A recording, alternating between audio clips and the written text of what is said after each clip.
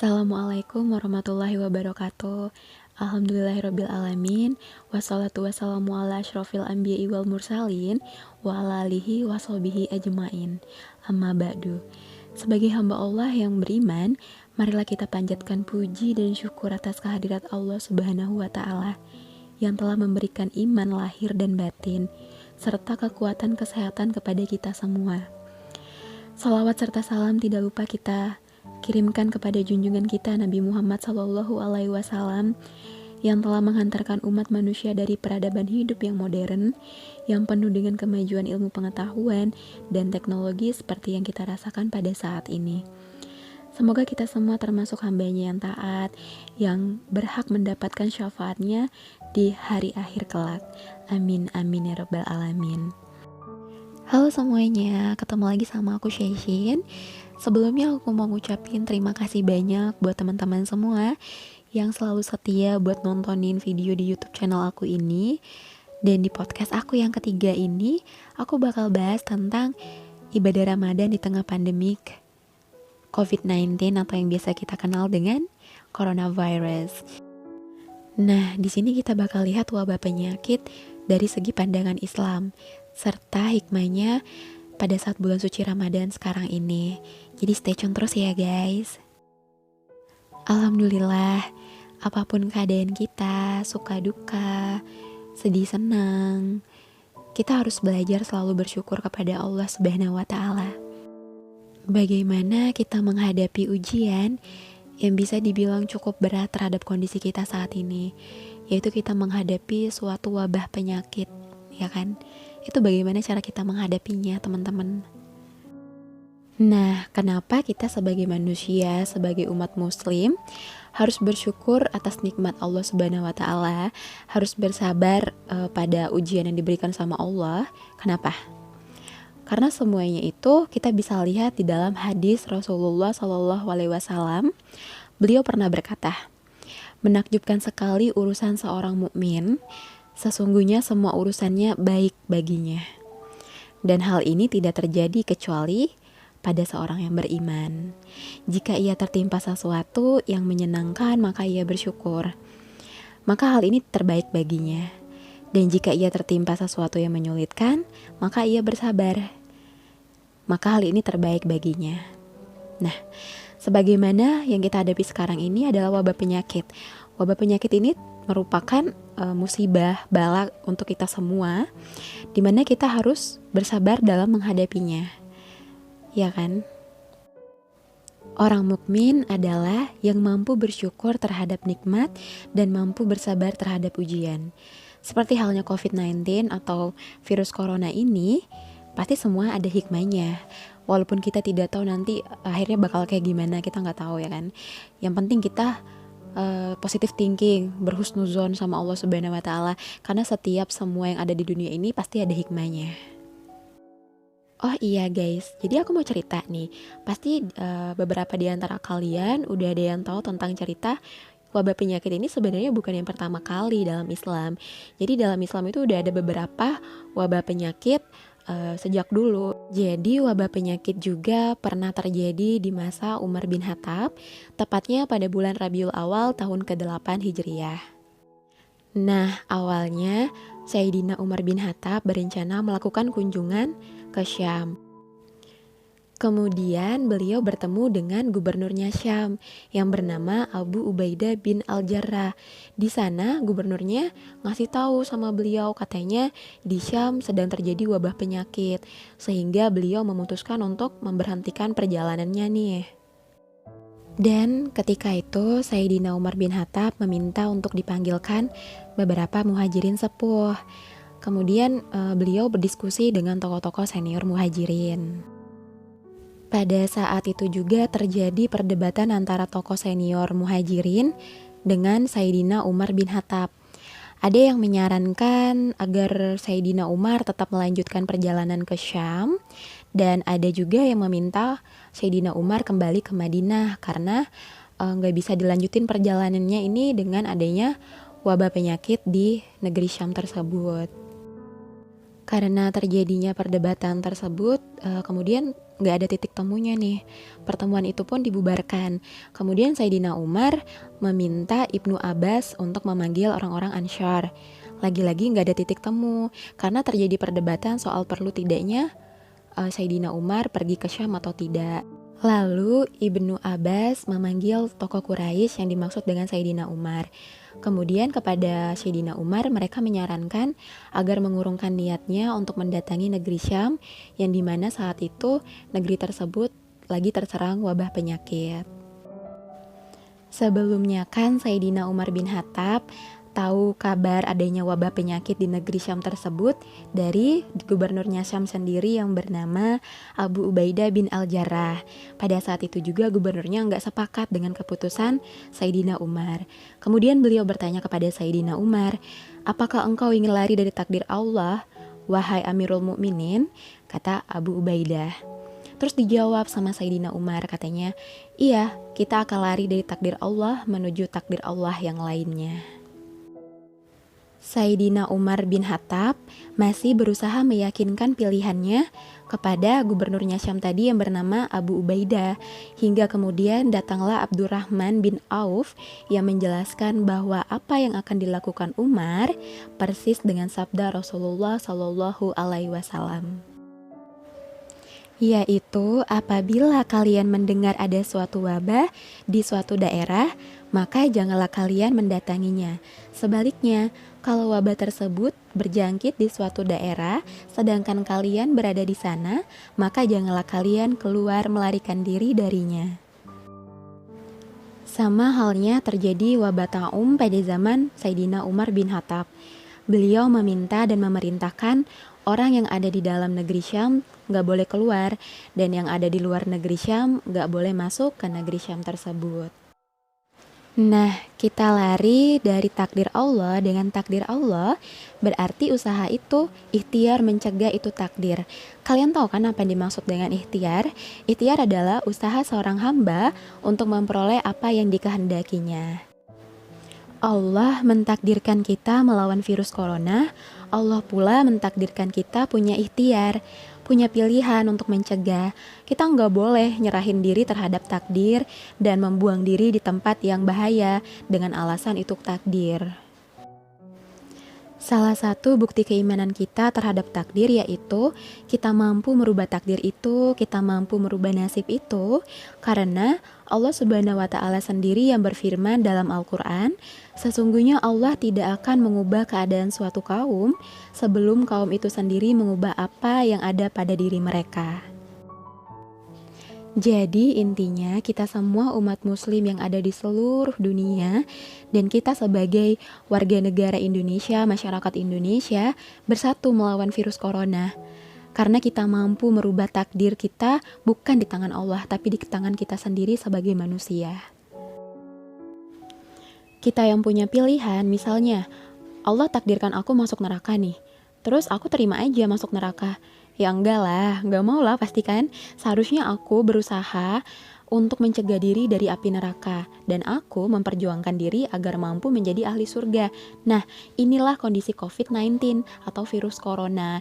Jadi kita sebagai masyarakat Indonesia, jadi jangan kayak ya udahlah kita ngejalanin aja aktivitas kita sehari-hari kayak biasanya. Toh juga kalau misalnya kita bakal kena ya bakal kena, kalau nggak bakal kena ya nggak bakal kena dengan kondisi apapun gitu kan ya. Nggak boleh, jadi kita nggak bakal bisa merubah takdir kita kalau bukan kita sendiri yang merubahnya gitu loh.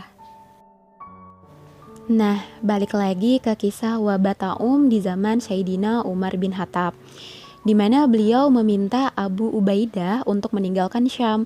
Namun Abu Ubaidah menolak dan tetap tinggal di Syam. Dia kemudian terkena wabah dan meninggal dunia. Mu'az bin Jabal yang menggantikan Abu Ubaidah sebagai gubernur Syam juga meninggal dunia terkena wabah. Wabah penyakit di Syam baru mereda setelah Amru bin Aish menjadi gubernur. Dia mencoba menganalisa penyebab munculnya wabah dan kemudian melakukan isolasi. Orang yang sakit dan yang sehat dipisahkan. Wabah penyakit di Syam pun perlahan-lahan mulai hilang. Nah, metode isolasi atau karantina yang sekarang lebih dikenal dengan lockdown, seperti yang diterapkan di masa sahabat Nabi, kini dianjurkan. Hal ini untuk mencegah penyebab virus corona atau COVID-19. Jadi tindakan yang kita lakukan sekarang ini dengan cara ini udah benar. Tinggal tergantung sama kita sebagai manusianya, sebagai masyarakat Indonesia, mau saling menyelamatkan atau tidak. Jadi jangan pernah kita menganggap sepele apa itu isolasi, karantina, ataupun lockdown, karena peraturan-peraturan yang dibuat pasti ada patokannya. Sejak zaman Nabi pun peraturan ini sudah diterapkan, ya kan? Jadi kita sebagai masyarakat, sebagai manusia, kita harus taat akan peraturan. Kita cari tahu dulu, jangan sampai kita komplain, kita protes akan peraturan yang dibuat, karena ilmu kita nggak tahu tentang itu gitu loh. Jadi kita cari tahu, kalau misalnya kita udah tahu, kita akuin kebenarannya, peraturannya emang seperti itu, ya kita taatin, ya kan. Ini pun supaya dapat mencegah penyebaran virus corona gitu loh. Bukan hanya negara kita Indonesia yang merasakan wabah ini, tetapi seluruh dunia pun merasakannya. Kita sebagai manusia harusnya berpikir dan sadar diri, kenapa bumi kita ditegur dengan ujian adanya wabah penyakit. Bahwa banyak sekali nikmat yang tanpa kita sadari tidak kita syukuri. Seperti sholat Jumat yang selama ini dilaksanakan oleh laki-laki muslim sebelum adanya virus corona ini merupakan nikmat yang sangat luar biasa. Silaturahmi sama keluarga, sama teman-teman, sama orang-orang terdekat, bahkan sama orang-orang yang gak dikenal pun itu juga nikmat. Melaksanakan kegiatan sehari-hari di luar rumah kayak cari nafkah, cari rezeki, kerja, itu juga nikmat. Kita berpergian kemanapun, naik pesawat, ke mall, ke luar negeri, tanpa adanya halangan, itu juga nikmat. Liburan bersama keluarga dengan pergi ke suatu tempat wisata di setiap weekendnya, itu juga nikmat. Pulang pergi dengan rasa nyaman, itu juga nikmat sekali. Kita membeli apapun termasuk makanan tanpa ada rasa cemas dan khawatir, itu juga nikmat. Tapi ingat teman-teman, nikmat itu gak bakal selalu kekal. Bisa berubah kapanpun sesuai apa yang dikehendaki Allah. Dan ini buktinya, dengan hadirnya COVID-19 atau virus corona, banyak nikmat yang selama ini kita nikmati tapi tidak kita syukuri. Kita merasa nyaman-nyaman aja, tetapi ternyata Allah merubah semuanya nikmat-nikmat yang selama ini kita nikmati, tetapi tidak kita syukuri gitu loh. Kan kita udah tahu di dunia ini ada suka, ada duka, ada seneng, ada susah, maka dari itu kita harus belajar hidup susah. Karena nikmat itu tidak dijamin kekal. Kenyataannya nikmat akan berlalu, begitupun dengan ujian. Ujian akan berlalu, tapi ujian ini gak bakal berlalu kayak gitu aja. Kita jangan diam diri aja, tetapi kita juga harus ada ikhtiarnya. Nah, di dalam Islam ada 5 kebutuhan penting yang harus dijaga kaum muslimin. Yang pertama adalah menjaga agama, yang kedua menjaga jiwa, yang ketiga menjaga keturunan, yang keempat menjaga akal, dan yang kelima menjaga harta. Salah satunya adalah menjaga jiwa. Allah berfirman, jangan sekali-sekali kamu membuang diri di tempat yang membahayakan. Berbuat kebaikan terhadap jiwamu, dirimu, karena Allah mencintai orang-orang yang berbuat kebaikan. Dan di saat kita diberikan dengan adanya wabah penyakit virus corona ini, datanglah bulan suci Ramadan, maka inilah kesempatan kita.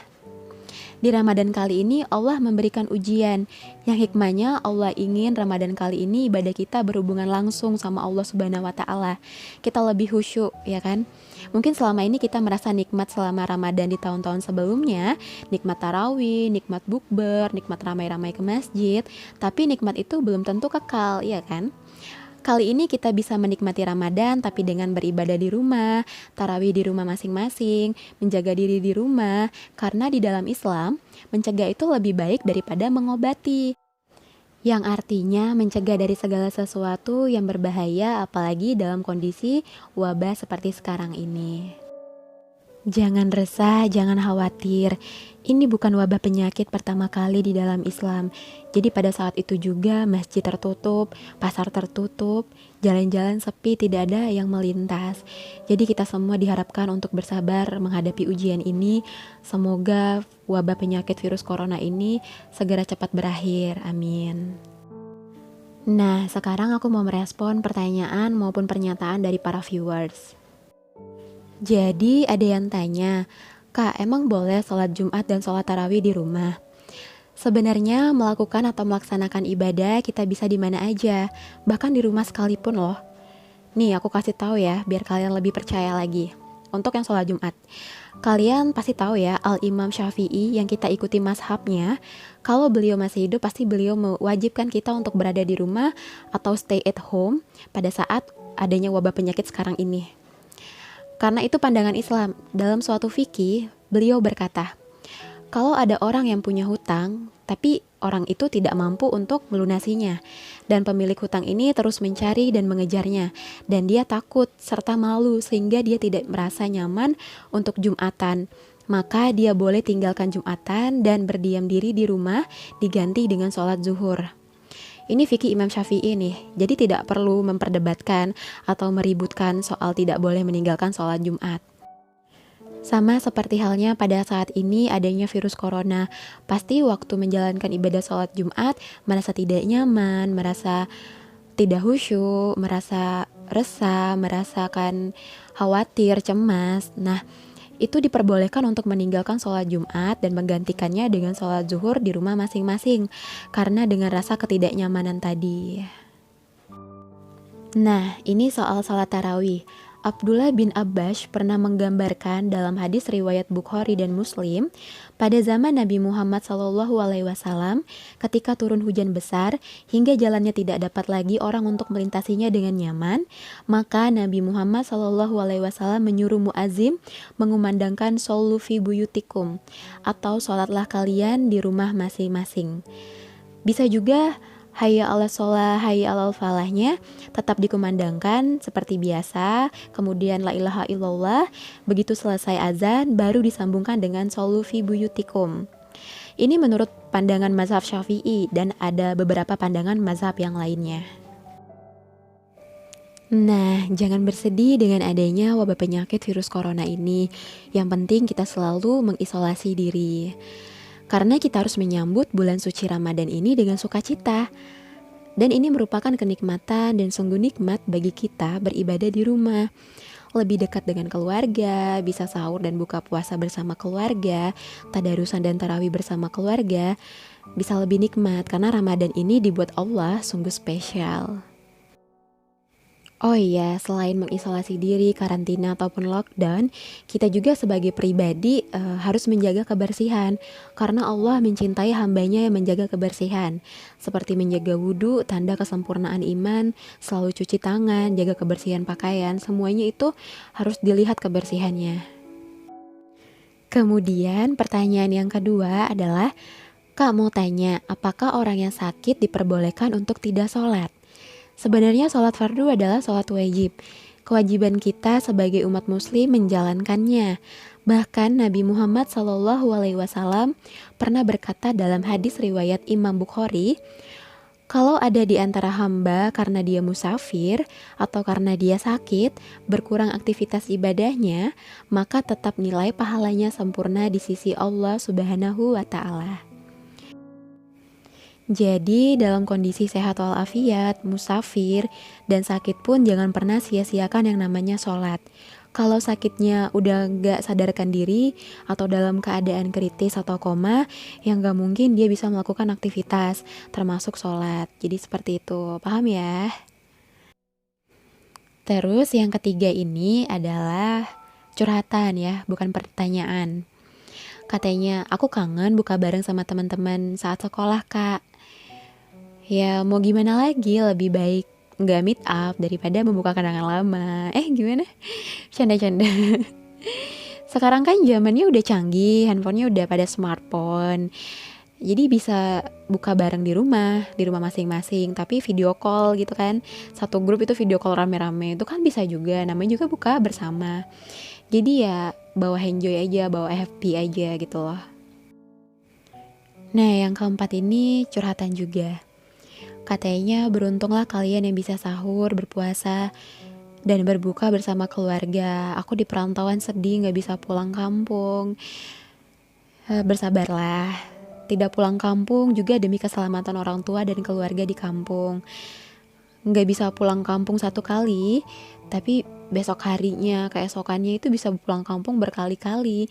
Karena keluarga di kampung sehat, kamunya yang di sana juga sehat gitu loh.